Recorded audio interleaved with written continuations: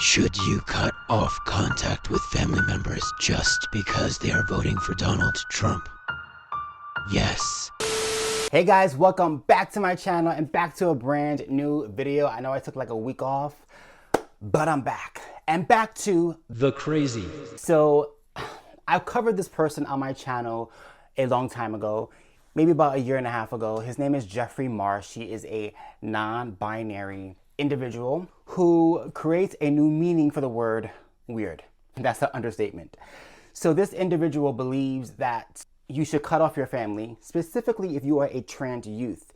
He literally had a video urging young people to cut off their families if they did not conform or affirm their trans non-binary beliefs within themselves, and had the nerve to tell these kids, don't worry, I'll be your new daddy / mommy / none of the above.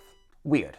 So recently, he's decided to do a series about encouraging people to cut off their family members for committing the crime of voting for Donald Trump. Literally dedicating his time, his energy, his everything into convincing people that it is okay to cut off family members who vote differently from you, specifically for Donald Trump, because those people are just unbearable monsters, according to Jeffrey Marsh.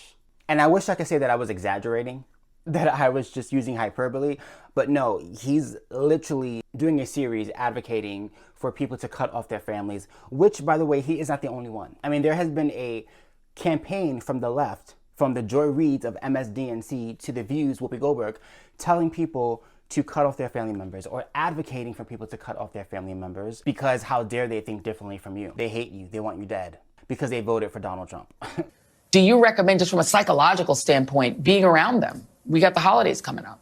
And I think the answer is absolutely not. So if you are going into a situation where you have family members, where you have close friends who you know have voted in ways that are against you, like what you said, against your livelihood, and it's completely fine to not be around those people and to tell them why. I completely understand her point, because I really do feel that this candidate, President-elect Trump, is just a different type of candidate. It's more of a moral issue for me. Somebody who tells me that my child is wrong. I don't want to put my gay child in a position where she has to sit with someone who doesn't understand her and feels like it's okay to just blurt all that out. That's just me. So we're gonna watch a couple of videos from Jeffrey Marsh's TikTok and hear what he has to say in detail about why young people, and pretty much all people, should be cutting off their family members for voting for Donald J. Trump. How dare you? So come with me as we dive into the mind of Mr. Jeffrey Marsh. Wear a seatbelt and a helmet. It's gonna get bumpy. Hi, should you cut off contact with family members just because they are voting for Donald Trump? Yes. If so far they have not been able or willing to listen to compassion, to listen to kindness, to listen to you, or even to do their own research and discover that hatred's not the answer, that love and kindness is the answer, if they are unwilling to change, they must experience consequences, and you should not withhold those consequences from them. The consequence in this case would be they don't get your beautiful, loving, wonderful presence in their lives. It's over. And they are gone. You need to make it real for yourself. Hi, this is a series about cutting off your Trumpy family members. Why do you need to be perfect? Why do you need to consider everyone's feelings and make sure everyone is okay in the situation and watch what you say and say it perfectly and say it right, while they get to say whatever? They get to be racist, mean, awful to you, not respect your boundaries. They get to say whatever, do whatever, never consider your feelings. Why do you need to be perfect and they get to do and say whatever? Does that sound fair to you? Hi, listen, if someone voted against your humanity, you're not going to go home and see them over Thanksgiving. You're not going to see them at Christmas. Just because, listen to me, just because someone is genetically related to you does not mean they automatically get your time, attention, respect. And to be more specific, being genetically related to someone does not mean that they get your sacrifice of your respect for yourself. Hi, it's not your responsibility to prevent people from receiving consequences. If someone acts like a bully and votes against your humanity, the natural consequence is that you're not in their life anymore. It's not up to you to twist yourself into a pretzel to make sure that they don't ever receive that consequence. You don't need to sacrifice yourself to make sure that somebody doesn't get the natural consequences of their bigoted and selfish choices. It's not your responsibility to make sure to pretend that you love the relationship, that you want to stay, that you enjoy it, that, oh, it's fine, when it's not fine. Get out of there. Go, move on, and tell them as quickly as possible. So in case you missed it, in case you were asleep in the back like I was, according to Jeffrey Marsh, if you don't think like him, you're the enemy. End of story. What blows my mind is that people are still under the impression that Americans who vote are voting only on one issue, and that's it. Or they must vote on your issue. And if they don't, how dare they? How dare they? Here's the thing. We all are afforded our own right to vote for our own issues. Now, my issues may not be the same as you. And that's okay, because guess what? You get your own vote and I get mine. It's that simple. But this idea that if you vote for a Republican, it means you are a bigot, a racist, a transphobe, a homophobe, and every other phobia in the book is beyond crazy and insane. It's borderline psychotic. But here's an analogy for Mr. Jeffrey Marsh, because you are a Mr.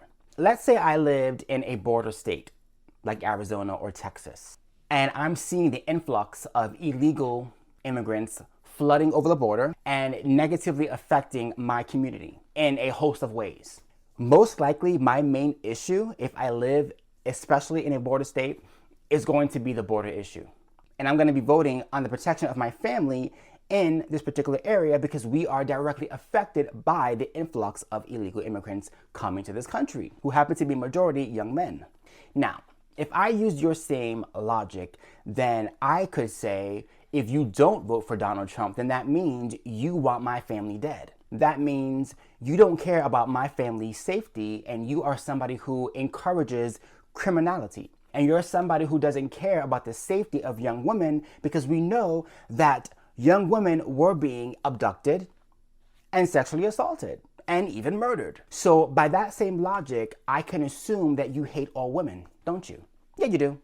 You do. Because you didn't vote for Donald Trump, who is all about border safety and control, versus the then candidate, Kamala Harris, who was the border czar and failed at the border. So again, based on your own flawed logic, if you didn't vote for Donald Trump, then you were okay with illegal immigration and you were okay with the murder of women. Wow, you hate women. That must be the prognosis. That must be the conclusion. There is no other answer, right? There are no other layers to this. Nothing is gray. It's all black and white. It must be. Except it isn't. See, in the real world, people vote for a host of different reasons. And again, what's important to me may not be important to you, but it doesn't mean that you hate women or that you hate my family or that you want to see my family harmed. It just means that there was another issue that was more important for you, which is why you voted the way that you did. Not rocket science. But according to the crazy left, again, the cult left, if you don't vote like us, if you don't look like us, if you don't talk like us, you are the enemy. You know who also does that? Cults. I actually went on a cult binge on Amazon Prime and on Netflix, and I watched a bunch of documentaries about different cults and how they operate. And one common theme of all of these cults is at some point in time, they always encourage their congregation, their followers, to cut off their family members. almost like clockwork. At some point, they're gonna tell you, don't talk to your mom anymore, don't talk to your dad anymore, cut off your siblings. If your spouse doesn't agree with you, divorce him, divorce her, get away from them, come to us, we know the way. Every single cult. And one thing that I find with the left is that they are becoming more cult-like by the minute. I mean, women shaving their heads, wanting to be identified with blue bracelets only, swearing off all intimacy with men, cutting off family members, just like that, cutting off lifelong friends. I mean, and then what? And then what? So you can be lonely and depressed like Mr. Jeffrey Marsh and call yourself liberated. What's sad is this sad individual has a platform where he gets to influence people into believing this crazy nonsense in the echo chamber that he lives in. That's the sad part. But the good news is his only main platform is on TikTok. And if all goes well, TikTok may be banned pretty soon. People like Jeffrey Marsh are gonna have to find a new home. I hear the psych wards have beds for you, Jeffrey. I would never in my life cut off family members, lifelong friends, people who I love and respect because they voted a different way from me.